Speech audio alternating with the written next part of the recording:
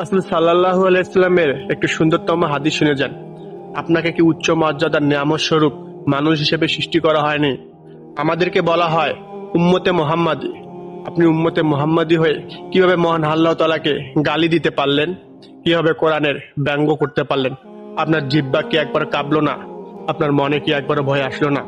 মহান আল্লাহ তাআলা আপনাকে নিয়ামত স্বরূপ জিহ্বা ও মুখ দিয়েছে, সে জিহ্বা ও মুখ দিয়ে মহান আল্লাহ তাআলাকে গালি দিলেন। আপনি কি আমাদের মুসলমান ভাই না? আপনার শরীরে কি মুসলমানের রক্ত বইছে না? আপনার রক্ত কি শুক্রের রক্তে পরিণত হয়েছে? আল্লাহ তাআলা আপনাকে এক ফোঁটা নোংরা পানি থেকে সৃষ্টি করেছেন। আপনি কি ভুলে গেছেন ওই দিনের কথা, যে দিনটা হবে 50,000 বছরের সমান? যেদিন আমরা সবাই বলবো ইয়া নফসি ইয়া নফসি, এক জায়গা থেকে ভেসে আসবে ইয়া উম্মতি ইয়া উম্মতি। সেই নবীর উম্মত আপনি। আমাদেরকে ছাড়া